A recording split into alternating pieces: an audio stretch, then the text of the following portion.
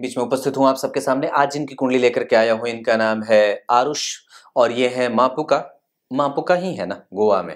तो गोवा में कैसे ऐसे नाम? ये तो भारत का नाम लगता नहीं। हमारे यहाँ तो नाम होते हैं अयोध्या, वृंदावन, मथुरा, काशी, हरिद्वार। पर ये मापुका पता नहीं अंग्रेज क्या क्या रख के चले गए। चलिए, मार्गशीर्ष माह में व्यक्ति का जन्म हुआ है। व्यक्ति जो है वो थोड़ा क्रोधी हो सकता है। दक्षिणायन में जन्मा है। जीवन में समस्याएं और जीवन में जो है वो एक बार ऐसे जैसे कह सकते हैं कि थोड़ा सा नेगेटिव होना, थोड़ा जो है वो प्रभाव कमजोर हो, आत्मबल कमजोर हो, जीवन में समस्याएं बनी रहेंगी, थोड़ी बहुत समस्या बनती रहेगी। हेमंत ऋतु में जन्मे हैं। व्यक्ति को आलसी मत होने दीजिएगा। कृष्ण पक्ष में जन्मा है। संतान उत्पत्ति की समस्या नहीं है।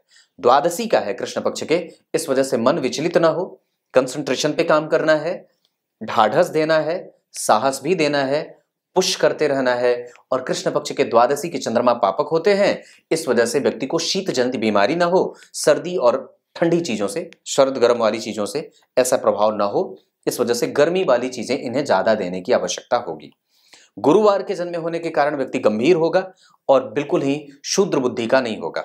स्वाति नक्षत्र में जन्मे होने से बहुत बढ़िया, मतलब इसका तो कोई तोड़ ही नहीं है, ये सबसे अच्छा है। स्वाति नक्षत्र में जन्मे होने के कारण व्यक्ति बुद्धिमान, यशस्वी, गुणकारी, उपकारी, प्रभाव संपन्न, धार्मिक और बिल्कुल ही चतुर होता है।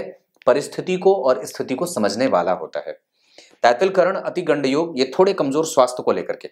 शूद्र वर्ण और देवगण के होने के कारण व्यक्ति मेहनती होगा, बब्बर होगा और साथ ही साथ थोड़ा तड़क भड़क और मसालेदार होगा। मतलब जिद्दी हो जाए, थोड़ा रुष्ट रहने वाला हो जाए, संयमित न रहने वाला हो जाए, अत्याधुनिक हो जाए, ऐसी चीजें दिखती हैं। मतलब आपको इसके धर्म पे भी काम करने की आवश्यकता होगी, इसको धार्मिक भी बनाना होगा, अपने संस्कारों से व्यक्ति को सिंचित करने की आवश्यकता होगी।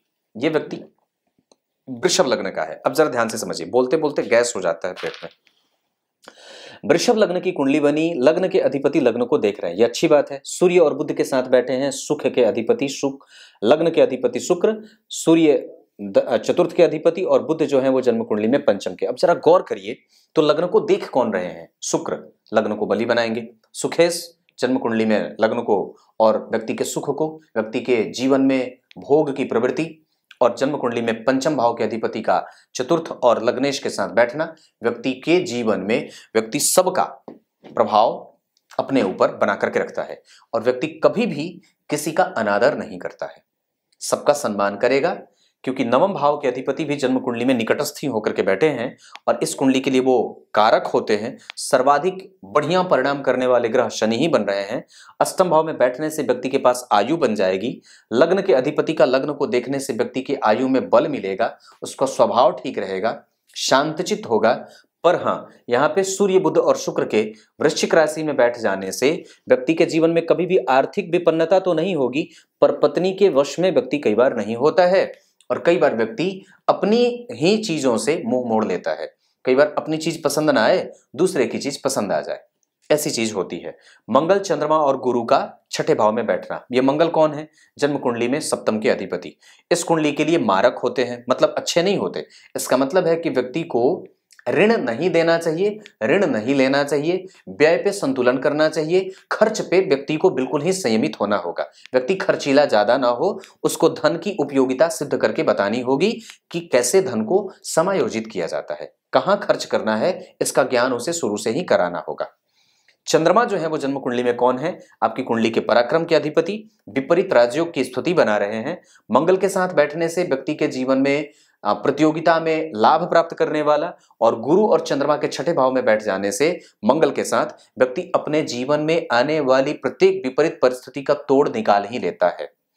क्योंकि सूर्य और बुध सप्तम भाव में शुक्र के साथ बैठ रहे हैं जो व्यक्ति को चिरंजीवी बनाते हैं और साथ ही साथ सौभाग्यशाली भी बना देते हैं। लग्न के अधिपति के बाद धन की चर्चा अगर करते हैं तो धनेश का जन्म कुंडली में सप्तम में जाना, सूर्य के साथ बैठना, माता और पिता दोनों का लाभ, क्योंकि सूर्य पिता का कारक और सूर्य माता का अधिपति, ये दोनों हो रहा है। सूर्य पिता का कारक होता है पर इस कुंडली में वो माता भाव के अधिपति होते हैं। इस कुंडली में पिता भाव के अधिपति कौन होते हैं? शनि बनते हैं जो अष्टम में बैठे हैं। तो व्यक्ति के जीवन में जो भी निर्णय लेने हो वो पिता ना लेकर के माता ले लिया करें, या जो भी बात करनी हो वो माता ही कह दिया करें। व्यक्ति के ऊपर माता का प्रभाव ज्यादा रहेगा। और साथ ही साथ एक बात और भी कह दूं तो व्यक्ति के ऊपर माता से ही वो प्रभावित होगा, निकटता भी माता से महसूस करेगा। आगे चल करके अगर अभी ऐसी बात नहीं होगी तो भी ये बात समझने में आती है। व्यक्ति मेहनती है, उसमें कोई संशय नहीं है, और निस्संदेह यहाँ पे राहु कर्क के बैठे हैं, घर में कभी कभी कोलाहल भी करेगा। घर में इसके कारण कभी कभी तनाव भी राहु की दशा में या चंद्रमा की दशा में या सूर्य की दशा में ये जातक स्वयं परेशान रहे तो इसके परेशानी से कई बार इनके माता पिता भी चिंतित रहे।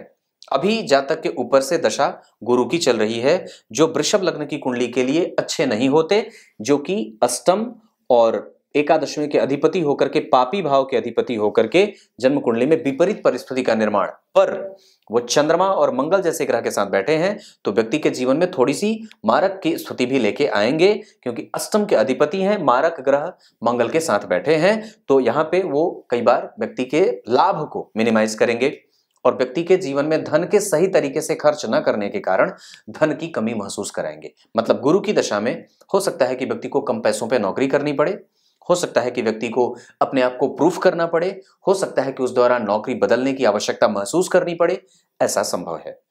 इस कुंडली में सूर्य, बुध और शुक्र का व्यक्ति मैनेजमेंट के क्षेत्र में बहुत अच्छा काम कर सकता है, व्यक्ति पढ़ाने के क्षेत्र में, और साथ ही साथ अगर जो स्थिति मैं देख रहा हूं उसके आधार पर व्यक्ति जो है वो भारी मशीनरी, भारी मशीन के क्षेत्र में, तकनीक के क्षेत्र में, टेक्नोलॉजी जो जिसको बोलते हैं अंग्रेजी में, उस क्षेत्र में व्यक्ति जा सकता है। वैसे एक बात और भी मैं समझ रहा हूं, व्यक्ति है बड़ा धार्मिक और होगा शोधपरक विषयों का अध्ययन करने वाला, परिस्थिति जन्य स्थितियों को और साक्ष्य पे निर्धारित काम करता है। वो कोई भी बात ऐसे नहीं मानेगा जब तक आप उसको प्रूफ करके नहीं देंगे। शनि की दृष्टि यहां कर्म क्षेत्र के लिए लाभदायक, गुरु की दृष्टि यहां कर्म में सपोर्ट सामान्यतया, शनि की 7वीं दृष्टि यहां जो व्यक्ति को गंभीर वाणी का और व्यक्ति के बुद्धि को प्रखर बनाने का काम करेगी। शनि की 10वीं दृष्टि यहां व्यक्ति के जीवन में प्रतियोगिताओं से और प्रतियोगिताओं में सुरक्षा करने वाली, और साथ ही साथ व्यक्ति को देर से ही सही पर यशोवान, कीर्तिमान और अपने पिता और माता का संपूर्ण लाभ व्यक्ति प्राप्त कर लेता है। एक बात और बताता हूं, दशम भाव के अधिपति का अष्टम में जाना और सूर्य का लग्न को देखना 50% तक अच्छे परिणामों का मैं संयोग कहूंगा। व्यक्ति के जीवन में पिता का प्रभाव है पर माता का ज्यादा, पिता से संबंध अच्छे बनाने की आवश्यकता भी होगी।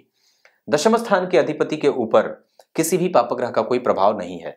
ऊपर से जन्म कुंडली में इस भाव से ठीक पीछे 3 ग्रह, ठीक आगे कोई ग्रह नहीं, और यहाँ पे दशम स्थान को देखना व्यक्ति के जीवन में शौर्य और पराक्रम योग भी घटित करता है। गौर करिए तो गुरु का भी प्रभाव दशम भाव पे, गुरु का प्रभाव विदेश भाव पे, बाहर रहे, विदेश में वास कर जाए तो बहुत अच्छा रहे। काम को लेकर के व्यक्ति बाहर की यात्रा करता रहे, बिल्कुल ठीक है। गुरु की दृष्टि यहां सामान्यतः व्यक्ति के धन को कई बार कमजोरीपन से या देर से लाना, या व्यक्ति के पिता का खर्च व्यक्ति के ऊपर होता है। मतलब धन जो है वो पिता का इस बच्चे के ऊपर खर्च होगा, चाहे पढ़ाई पे हो, चाहे स्वास्थ्य को तो लेकर के मैं थोड़ी सी समस्या जरूर कहूंगा चंद्रमा मंगल के कारण। पर एक बात है कि व्यक्ति है बड़ा साहसी, क्योंकि चंद्रमा जब छठे भाव में बैठ जाते हैं तो व्यक्ति को साहसी बना देते हैं। साथ में वो स्थिति और भी ज्यादा तब हो जाती है कि उस साहस में बल भी जुटेगा, धन भी जुटेगा और आय भी जुट जाए, क्योंकि आय भाव के अधिपति भी साथ में बैठे हैं। ये दारिद्र दोष भी पैदा करते हैं, इस वजह से देने से बचना होगा। व्यक्ति के हाथ से कभी किसी को उधार ना दिलवाइए, जितना ज्यादा हो सके दान करवाइए। केतु है अनुभवी बनाएंगे, केतु जो है वो श्रवण नक्षत्र के बैठे हैं, इस वजह से व्यक्ति का मन बीमार हो सकता है, क्योंकि चंद्रमा पापक हैं। इस वजह से व्यक्ति को साहस, ढाढ़स और उल्लास हमेशा आप लोगों को देने की आवश्यकता होगी। लग्न के अधिपति का लग्न को देखना और ज्येष्ठा नक्षत्र में बैठना, सूर्य, बुध और शुक्र, यहाँ तीनों जो ग्रह बैठे हैं वो व्यक्ति को तिकड़मबाजी बना रहे हैं। तिकड़मी मतलब दिमाग लगाने वाला, और साथ ही साथ छोटी अवस्था में बहुत सारी चीजें कर गुजरने वाला, पत्नी की बात न मानने वाला, और हमेशा ही अपनी वर्चस्व को लेकर के, अपने प्रभाव को लेकर के विकसित और मन स्थिति ऐसी जो व्यक्ति हमेशा ही धीरे धीरे ही सही पर सामने वाले को प्रभावित कर लेता है। अपना प्रभाव धीरे धीरे ही सही पर समाज के प्रत्येक वर्ग को प्रभावित करने का जुनून व्यक्ति के पास है। महत्वाकांक्षा है, उसके पास ज्ञान है, उसके पास अनुभव है, उसके पास तर्क है, उसके पास सुख है, समृद्धि है। वो अपने प्रभाव से व्यक्ति जो है वो अपने कर्म को किसी भी तरीके से अपने पटरी पे लेके आ ही जाएगा, क्योंकि दशम स्थान के अधिपति तीसरी दृष्टि से इसे देख रहे हैं।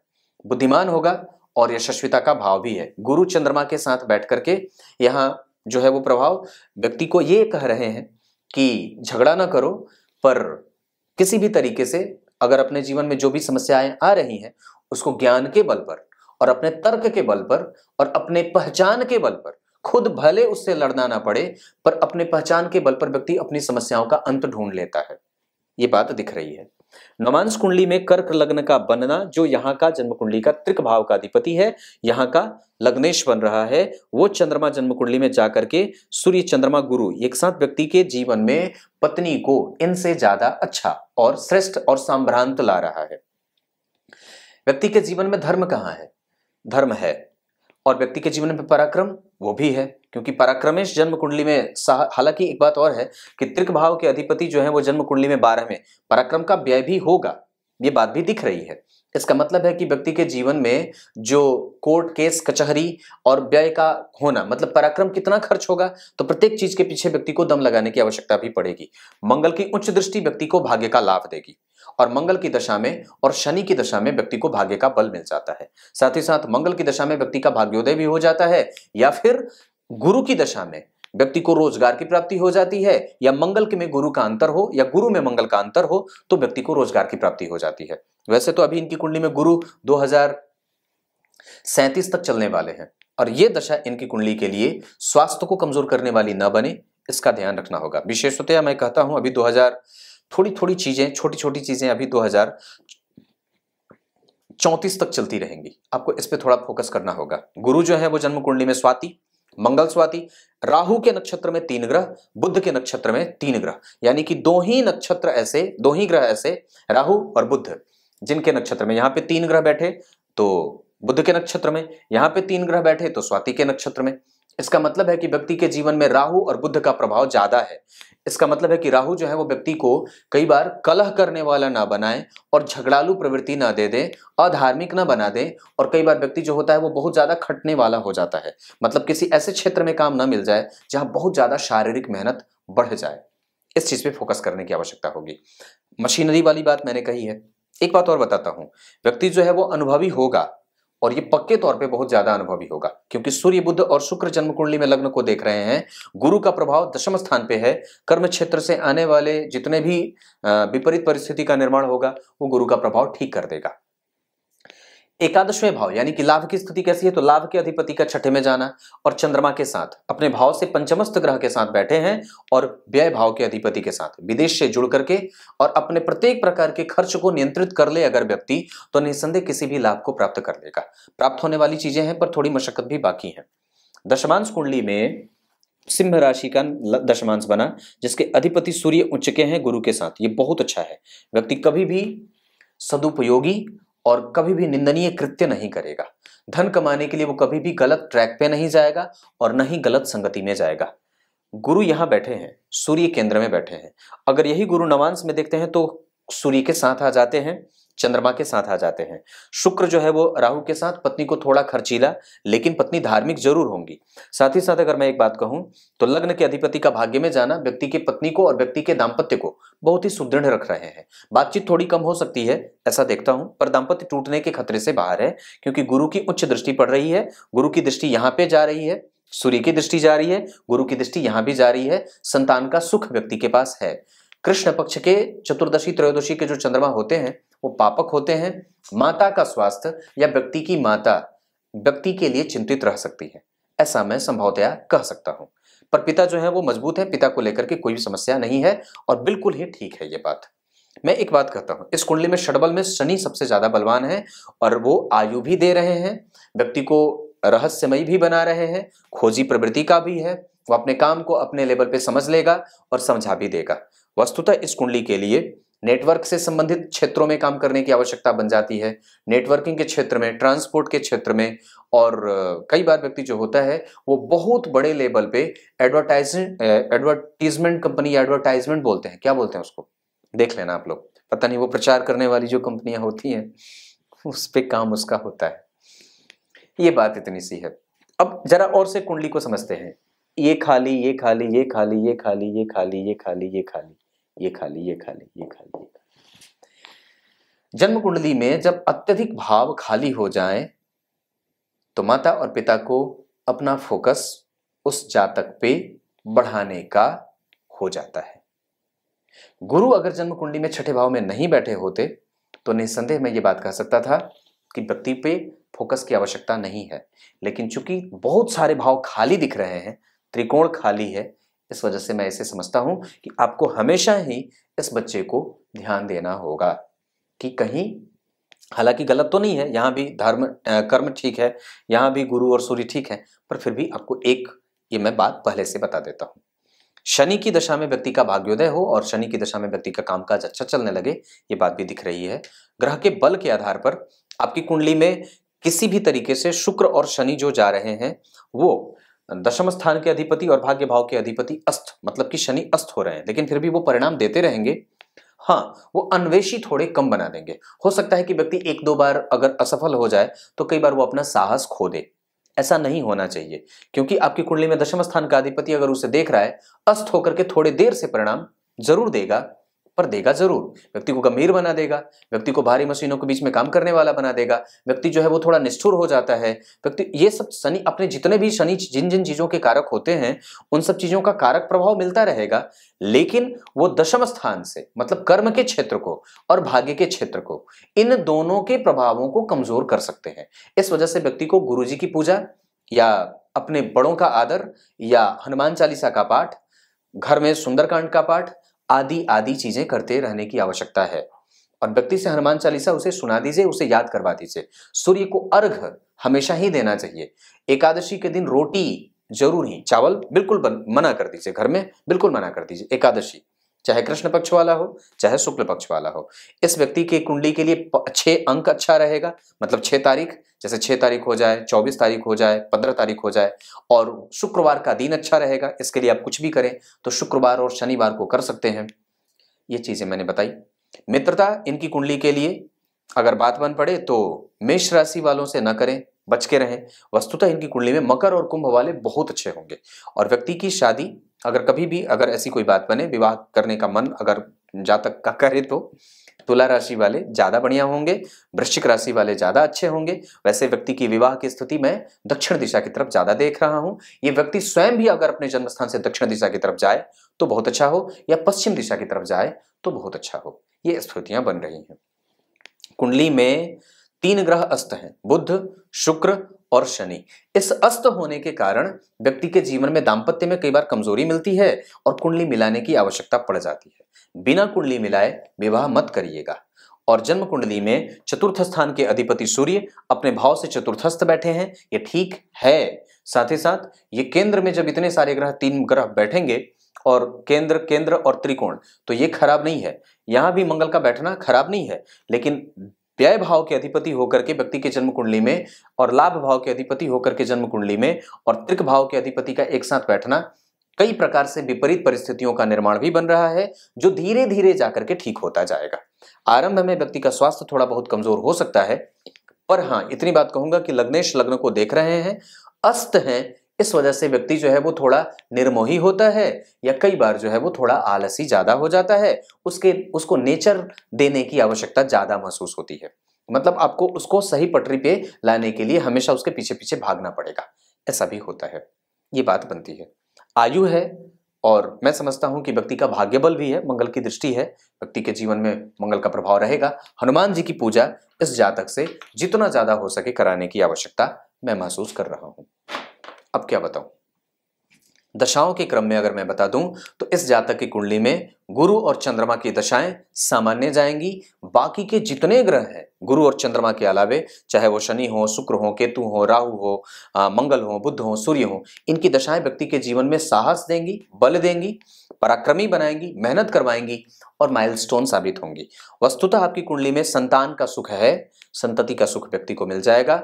माता का सुख भी है, पिता का सुख थोड़ा कम या पिता का स्वास्थ्य थोड़ा कमजोर इस कुंडली में मैं देख रहा हूं। व्यक्ति के पिता को अपने स्वास्थ्य पे विशेष ध्यान देने की आवश्यकता है, पर माता बिल्कुल ठीक है। व्यक्ति माता को लेकर के बहुत आगे तक जाता है। इस कुंडली में भूमि, भवन, वाहन, इन सब चीजों के सुख की स्थिति कमजोर नहीं है। 100% उसका सुख व्यक्ति बचपन से ही भोगेगा। बहुत अच्छी कुंडली में क्या है, इस कुंडली में बहुत अच्छे मंगल बने हैं। इस कुंडली में टोटली मतलब सभी तरह के चार्ट को देखने के बाद बोल रहा हूं, इस कुंडली में गुरु और बुध का व्यक्ति को यशस्विता दे देना, इस कुंडली में नैतिक तत्वों का प्रभाव कमजोर हो रहा है, व्यक्ति का स्वास्थ्य थोड़ा बहुत कमजोर हो रहा है, इस पर ध्यान देने की आवश्यकता है। ठंडी चीजों से व्यक्ति को बचा करके रखने की आवश्यकता है। दाम्पत्य कमजोर नहीं है, पर हाँ बिना कुंडली मिलाए और अगर अपने मन से विवाह करे तो उसमें थोड़ी सी मशक्कत या दिक्कत की स्थिति भी मैं देख रहा हूं। कर्म क्षेत्र बिल्कुल ठीक है, आप उसको लेकर के बिल्कुल भी चिंता मत करिएगा। वस्तुतः दशमांश कुंडली में मैं जो देख रहा हूं उसमें व्यक्ति नौकरी करता हुआ भी नजर आ रहा है और व्यक्ति भारी चीजों पे जुड़ करके, तकनीक से जुड़ करके बहुत आगे जा सकता है, ये स्थिति बनती है। तब तक के लिए बहुत बहुत नमस्कार।